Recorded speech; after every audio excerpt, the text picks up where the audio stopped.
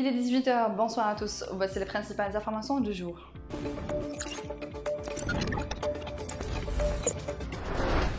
Le Premier ministre, ministre des Finances, Ayman Ben Abdelrahman, a procédé ce mercredi à Constantine au lancement de la production du vaccin anti-Covid-19 de la firme chinoise Sinovac à l'unité du groupe Saïdal 6 dans la zone industrielle Palma.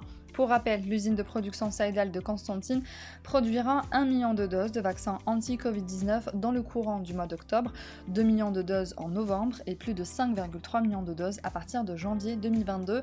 La capacité de production de cette unité est de 320 000 doses par jour avec une moyenne de 8 heures de travail, soit une production de 8 millions de doses par mois, 96 millions de doses par an et 200 millions de doses suivant le système de travail par équipe.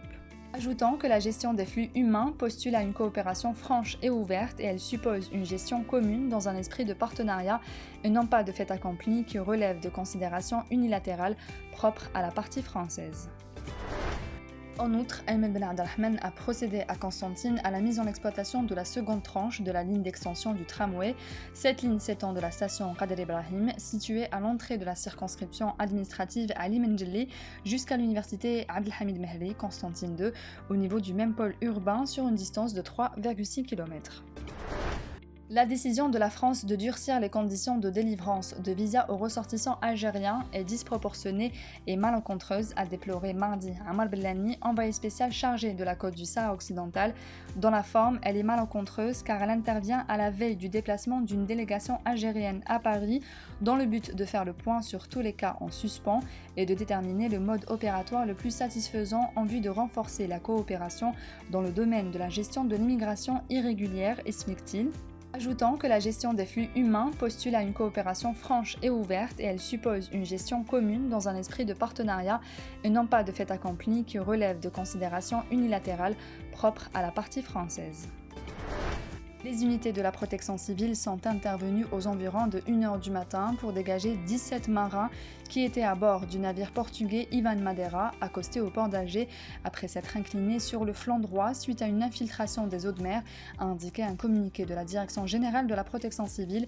6 marins des Philippines atteints de blessures légères ont été transférés à l'hôpital Mustapha Bacha, indiquant de même source. Des informations fournies par des témoins oculaires à la protection civile font état de la disparition en mer d'une personne. 9 plongeurs de la protection civile et un canot de sauvetage ont été mobilisés pour l'opération de recherche qui se poursuit, conclut le communiqué.